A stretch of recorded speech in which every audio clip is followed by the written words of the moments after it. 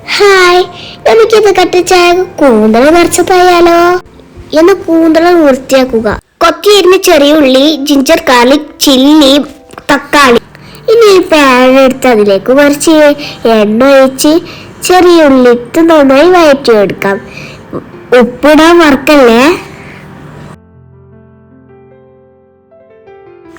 ഇനി ജിഞ്ചർ ഗാർലിക്കും ചില്ലിയും ഇട്ടിട്ട് നന്നായി വഴറ്റിയെടുക്കുക. ഇനി നമ്മൾ തക്കാളി കുട്ടൻ ഇട്ട് കൊടുക്കാം. ഇനി ഒന്ന് വഴറ്റിയെടുക്കാം. ഇനി നമുക്ക് കൂന്തലിന്റെ കഷ്ണം ഇട്ട് കൊടുക്കാം.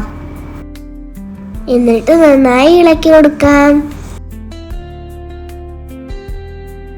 മല്ലിപ്പൊടി, മുളക് പൊടി, മഞ്ഞൾപ്പൊടി, ഗരം മസാല, ആവശ്യത്തിന് ഉപ്പ് ഇട്ടിട്ട് നന്നായി വഴറ്റി കൊടുക്കുക.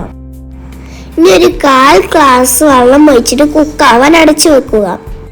ഇനി തേങ്ങയും വലിയ ജീരകവും പൊടിച്ചിട്ട് കൊടുക്കാം. കൂടെ തന്നെ മല്ലിയില ഇട്ടിട്ട് നന്നായി ഇളക്കിയെടുക്കാം. എന്നിട്ട് നമ്മളെ കൂന്തലിലേക്ക് നിറച്ചു കൊടുക്കാം. ഇനി നമുക്ക് അതിന്റെ തലഭാഗം ഈർക്കളി ഒട്ടുപ്പിക്കോ എന്തെങ്കിലും വെച്ച് അവിടെ സെക്യൂർ ചെയ്ത് വെക്കാം. ഇങ്ങനെ. ഇനി കുക്കറിലിട്ടിട്ട് ഒരു വിസിലടുപ്പിക്കാം.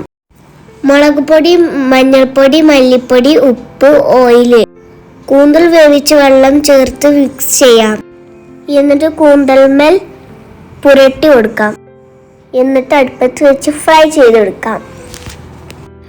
അപ്പോൾ നമ്മളുടെ കൂന്തൽ നിറച്ചത് റെഡി ആയിക്കണേ. നിങ്ങളും ട്രൈ ചെയ്യണേ. വീഡിയോ ഇഷ്ടപ്പെട്ടാൽ ലൈക്കും സബ്സ്ക്രൈബും തരണേ. Thank you.